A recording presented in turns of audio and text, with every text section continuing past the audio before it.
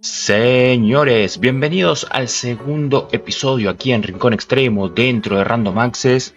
Estamos en el episodio 2 de Mundo Dakar porque vamos a hablar un poco de historia, en este caso, cómo surge el Rally Dakar, una aventura muy peligrosa, por cierto, que surge a través de un accidente, ¿sí? Nos vamos a remontar a 1977, allí Thierry Sabine estuvo a punto de no contarla más en una aventura que realiza en el desierto. Para ser exacto, él se pierde en el desierto africano mientras corría el rally Abiyán-Niza. Quizás una premonición de lo que fue el Rally Dakar posteriormente. Esto lo marcó para siempre, fue el puntapié para quedar en la historia, porque obviamente surgía por allí la idea de la aventura, pero no estaba materializado en eso. El piloto francés durante el periodo que está perdido, lo que sí fue pensando es si sobrevivía a esa desorientación, iba a organizar una competencia que mezcle la aventura con la máxima exigencia deportiva, por supuesto. Fue el génesis que llevó obviamente a esta competencia, que ya lleva casi 50 años, si no me equivoco, porque fuimos 77. Bueno, en el 2027 se cumplirá los 50 años del Rally Dakar, por cierto. Él vino de mucha aventura, no es la primera vez que atravesaba este tipo de cosas. Para ser exacto, Sabine en 1973 participó en el Rally de Monte Carlo, fue el debut histórico del Mundial de Rally. Corrió con un Alpine Renault A110 1600 que tengo aquí anotado. En el 75 organizó en una playa la primera edición del Enduro Le Touquet. Perdón si no estoy pronunciando bien el francés, no quiero que me reten por eso. Inspirada en carreras que se hacían en el desierto de los Estados Unidos, por ejemplo. Hoy por hoy hay competencias como Baja 500, Baja 700, cerca de Nuevo México y demás, etcétera, que siguen teniendo otro tipo de nivel, no es la misma competencia. Y formó parte también de las 24 horas de Le Mans, es decir, él fue un piloto que de hecho compitió con un Porsche dentro de la competencia de las 24 horas de Le Mans. No es una persona ajena al automovilismo, es una persona muy ligada al automovilismo. Aquí les voy a mostrar una foto histórica también, permítanme mostrarles como para tener también referencia del muchacho Sabine. Ahí está. Que, insisto, esto ya es más adelante, ya organizado el Rally Dakar. Él formó parte de esta competencia como organizador ya. Como dijimos, en el 77 participó del Rally Abiyán-Niza, que unía el sur de Costa de Marfil en África con la costa azul francesa, que sería el destino final. No había, por supuesto, nada que ver entre cuestiones de seguridad de aquel momento con las cuestiones de seguridad que hay hoy en el Rally Dakar, que si no sería inviable. No había herramientas, no había absolutamente nada de lo que se veía ahora. No había, por ejemplo, GPS, que hoy por hoy es común hasta en un celular. No había roadbooks, que son las herramientas que utilizan los pilotos para tener trazada la hoja de ruta. Es como un rodillo, lo estoy simplificando mucho, que se coloca en cualquiera de los dispositivos, que le va marcando qué es lo que va a venir en la ruta, más allá del GPS, que es el soporte tecnológico. Es el libro de ruta de navegación para saber, bueno, acá hay un pozo, cuidado, hay que ir a 2 kilómetros más a la izquierda, frenar de golpe a la derecha porque hay un barranco. Bueno, esas cosas se marcan en el roadbook. Obviamente que no existía nada de eso, todo a papel y lápiz, intuición, brújula y no mucho más. Thierry Thierry Sabine venía cuarto en esa clasificación del rally en la etapa de Dirku Madama, lo estoy viendo todo, perdón que lea, pero porque hay datos muy, muy certeros, y se desvió en una zona arenosa con pequeñas montañas, se perdió, se desorientó, quedó perdido. En ese momento iba en su Yamaha XT500. Le mando un saludo sí, a Darío Coronel, periodista de automovilismo, que ha hecho una recopilación espectacular de esta información, como para que sea más digerible y que no sea un choclo insoportable, ¿no? Realmente, y es muy buena la precisión que hace él en este artículo. Bueno, queda perdido en ese desierto que es parte del Sahara, en Níger, sin comida, muy poca agua, 3 días, 2 noches. Por supuesto, después dijo que se dio cuenta de que en su situación era incómoda, era difícil. 2 días después, esto es textual de él, 2 días después no tengo ni brújula ni reloj, que se estropearon en una caída mientras trataba de hallar la ruta perdida. Son ya 2 días y 2 noches que estoy perdido en el desierto bajo un sol que comienza a hacerme perder la razón. La total ausencia de sombra en una sensación opresora que engendra un sentimiento parecido al de la claustrofobia. Entonces decido alejarme de mi moto. En calcetines y succionando las piedras para provocarme saliva, comprendo que mi vida vale cada vez menos. Y es entonces cuando prometo que si salgo con vida de esta experiencia, barreré cuanto de superficial contenga mi existencia. Es decir, ya estaba el límite, se le cruza en la mente decir, bueno, yo hoy estoy en esta, pero si yo salgo, prometo que vamos a hacer algo importante, relevante. Por supuesto, tras 2 días de haberse perdido, llegó la solución. Armó una cruz con piedras en el suelo, que fue vista desde el aire por un avión que piloteaba su compatriota Jean-Michel Ciné, y fue rescatado, por supuesto. Volvió a Francia y se dedicó en 1978 a concretar esta carrera que sería la más grande del mundo, no tenía nombre todavía. Y a mediados de ese año arrancó la inscripción con un costo de 4.5 francos, algo así como $1, hay que hacer la equivalencia en ese momento, para esta competencia. Sabine en ese momento contaba con 30 años ya a esta altura y organizó la carrera con su esposa y un pequeño grupo de amigos. Ese fue el nacimiento del Dakar, tal como lo conocemos.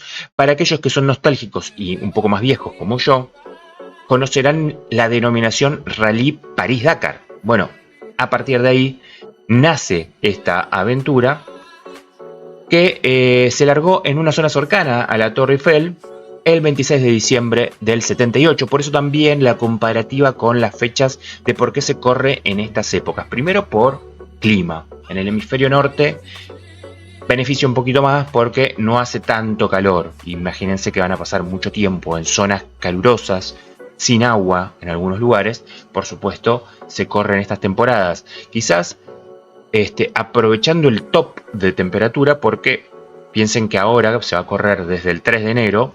Muchas oportunidades se corre desde el 1, desde el 2 de enero, sin importar feriados religiosos ni mucho menos.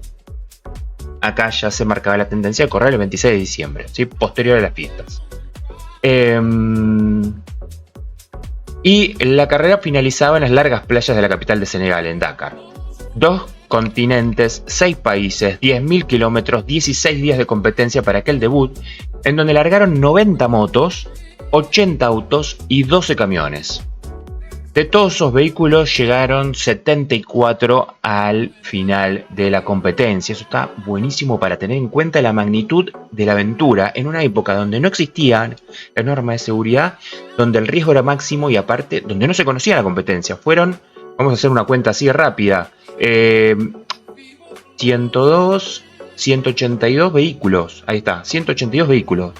Viajaron sin conocer absolutamente nada de esto, con solamente el ánimo de atrasar la aventura. Llegaron 74 vehículos a la meta. Ojo, cuando decimos llegamos no es que se murieron los demás, hubo fallas técnicas, abandonos, etcétera, como suele pasar. Las declaraciones de Sabine. En esta prueba ustedes vienen a buscar emociones fuertes, recuerdos no perecederos. Yo les ofrezco todo ello, pero no quiero ocultarles el riesgo que van a correr. Ustedes lo aceptan y también son ustedes quienes que les toca asumirlos. Les anticipó esto antes de salir en la Plaza del Trocadero. Si vivieron los Juegos Olímpicos, fue uno de los puntos neurálgicos de los Juegos Olímpicos también. Bien, la apuesta salió bien. Para él fue una satisfacción. En sus años a cargo también encontró la moto que había quedado perdida. Eso es un detalle también destacado. El París-Dakar fue un éxito en sus ediciones iniciales. Motivó la presencia de pilotos estrellas como el belga Jacques Higgins, 6 triunfos en las 24 horas de Le Mans. Para que tengan una idea, también Jean-Pierre Jaboulier, primer ganador con Renault de Fórmula 1. Celebridades como Alberto y Carolina de Mónaco corrieron en el 86, duraron solamente 2 días, ojo con esto. A esta altura el propio Sabine era una figura reconocida, ya que en el 85 tuvo un papel protagónico en la película Un hombre y una mujer 20 años más tarde, actuando de sí mismo. Y él estaba armando su hoja de ruta del Dakar dentro del personaje. Sí, eso está bueno también, dato de color. Para la edición 86 ya había 486 participantes y debieron recorrer 15.000 kilómetros. También fue durísima la competencia. Una de ellas, la 13ª etapa, tan solo quedaban 168 competidores de todos los que corrían. Si bien Sabine era el director de la competencia y la cabeza de la organización, también se dedicaba a rescatar a pilotos en el desierto que se iban quedando perdidos y él los rescataba en helicóptero. En Mauritania hubo que detener en forma temporal la prueba, ya que los sobrevivientes estaban en un radio de 1.000 kilómetros. La verdad, muy difícil también recuperar a estos pilotos. Y piensen que, primero, insisto con esto, no estaban las condiciones dadas de armar un equipo de rescate, camiones de rescate, helicópteros de rescate. Él era solo. Las motos, los vehículos, no eran autos 4x4 como ustedes imaginan. Voy a mostrarles una moto acá, del propio Thierry Sabine. Son motos de calle.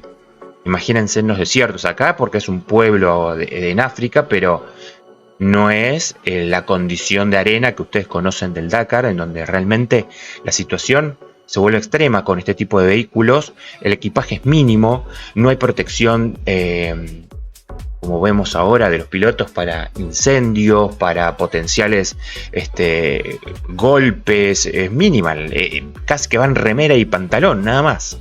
Es muy mínima la protección para ese entonces, ¿sí? El 14 de enero del 86 fue a recoger a 2 corredores que habían abandonado, pero no pudo completar dicho cometido, ya que su aeronave se estrelló contra una duna en la zona de Gourma Rourous en Malí.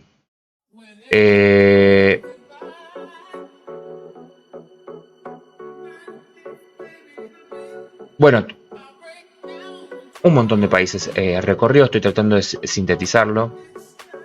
El impacto generó un montón de trastornos, por supuesto, era un lugar difícil. Hay algunas hipótesis sobre la causa del choque, pero ninguna fue comprobada. Mali, que es uno de los países por donde pasó la carrera, había estado en guerra con Burkina Faso. Entonces, están los que afirman que podría haber recibido un ataque de los militares locales. En sintonía con un eventual atentado se sumó también la idea de que le pusieron en el helicóptero una serpiente, pero en la requisa no se encontró ninguna prueba de ello. Otros aseguran que existían restricciones para volar en la zona y es posible que el piloto haya optado por una trayectoria muy baja para eludir esos radares. Entonces uno de los patines del helicóptero se habría enganchado en un árbol. Bueno, en el impacto fallecieron tanto Sabine como las otras 4 personas que viajaban con él. Su socio, el cantante Daniel Balavoine, o la Balavoine, quien no habría sido bien visto por los militares de Mali por algunas declaraciones en contra, por eso se va hilando todo. El piloto del helicóptero François-Xavier Bagnou y los periodistas Nathalie Audent y Jean-Paul Lefort. Todos ellos serían los que fallecerían ahí. En 41 años de Dakar hubo más de 60 víctimas, en realidad ya asciende a casi 70 y pico, pero bueno, después vamos a entrar en detalles porque va a haber un episodio especial sobre fallecimientos y vamos a analizar esas cosas. Eh, Thierry Sabine era consciente a lo que estaba expuesto y dejó dicho que la carrera debía continuar si a él le pasaba algo. Eso es importante también porque esto no nace como sí. La competencia siguió y luego fue cambiando de denominación según de dónde se largase. ¿Por qué? Porque acá también entramos en un párrafo que no quiero extenderme demasiado, pero que vale la pena aclarar. Entramos en un lugar en donde muchas veces parte de esto se cuenta recién con la pseudoguerra entre Mali y Burkina Faso. Gran parte de África se vio afectada por distintos conflictos bélicos, dictaduras, guerras civiles, etc. Entonces, más allá del dato histórico de Sabine, a lo largo de estos casi 50 años, el Dakar se tuvo que ir de África para, como es conocido, venir a Latinoamérica, porque en un momento hubo amenazas concretas sobre la organización del Dakar con atentar ante los pilotos si no se cumplían ciertas normas. Entonces, en uno de los años, si no me equivoco, 2009 o 2010, directamente no se hace la competencia. La competencia no se realiza. Ahí está el dato. Amenazas de Al Qaeda obligaron a cancelar la edición 2008-2009. ¿Sí? Entonces, inmediatamente la zona se volvía completamente inaccesible para el Dakar, para realizar la competencia como tal. Obviamente, olvídense de París-Dakar. Como tal, ya no existe más París-Dakar, ¿sí? Es donde surge la oportunidad de venir a Latinoamérica, sorpresivamente también, porque no era algo planificado, pero las condiciones geográficas, el clima de la época, porque para nosotros es verano, entonces los terrenos donde se compiten en Latinoamérica en la época invernal no son tan atractivos, con lo cual aprovechar que se puede correr en esa fecha, manteniendo la tradición en un lugar cálido, con escenarios y terrenos exigentes como los que se tienen en África, el mejor lugar era Sudamérica. Bien, se hizo desde el 2009, ustedes recordarán, 2009, 2010, 2011, creo que hasta el 2013 se realizaron las competencias. Y en el global, para tener en cuenta también, la competencia se tuvo en 29 países, 21 africanas, 3 europeas y 5 sudamericanas, para tener en cuenta cómo fue la trayectoria se disputó. Y bueno, la Argentina fue una de las sedes que mayor participación tuvo, por una cuestión de los ingresos a las provincias y demás. Por primera vez desde el 2020 se agrega Asia con Arabia Saudita, ¿sí? ¿Por qué? Porque primero que era muy difícil generar la organización y segundo, Arabia Saudita le ofreció obviamente un presupuesto bastante elevado. Un contrato por 5 años de 70 millones de dólares que permitiría despreocuparse del tema presupuestario que a Latinoamérica ya le estaba afectando bastante. Cada vez eran más países los que tenían que intervenir para sostener la competencia. Ya era imposible tramar la ruta. Entonces aquí es donde surge la participación de Arabia Saudita, sede a donde hoy estamos apuntando para el 2025 también. ¿Sería la última vez que se corre en Arabia Saudita? No, no sabemos. Se puede renovar el contrato. Podríamos entender de que se abra a otras competencias.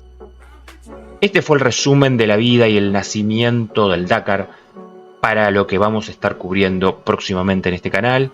Si a vos te gustó el primer episodio, celebro que veas este segundo episodio con tu interés. Cómo nació el Dakar y por qué está en Arabia Saudita en este momento. Básicamente hubo conflictos, se trasladó a Latinoamérica. Latinoamérica fue sede durante varios años y a partir del 2020, durante esos 10 años estuvo participando aquí en Argentina y en varios países de Latinoamérica, no solamente en Argentina, y después se generó el traspaso directamente a lo que es nada más y nada menos que Arabia Saudita, y a partir de ahora todo va a tener forma con la actualidad, porque vamos a empezar a hablar primero de lo que pasó con los accidentes en el próximo episodio, por qué hubo tantos caídos, si se quiere y vamos a analizar el volumen actual, no por una cuestión de morbo, sino para entender de que hay un montón de factores y cómo analizar si el Dakar es peligroso o no es peligroso, si se tiene que correr, es polémico o no es polémico, etc. Y segundo, también vamos a estar analizando un poco más a fondo de lo que viene en cuanto a competidores. Pero el próximo video vamos a ir por el lado todavía histórico. Cualquier cosa, comentarios en la caja como siempre, para que nos dejes ideas, propuestas, cosas a repasar. Suscríbanse al canal dándole clic a la campanita que está acá abajo, actívenla para próximas notificaciones. Denle like al video, denle amor, que así se multiplica para todos. Como siempre les digo, nos veremos pronto en un nuevo video. Adiós.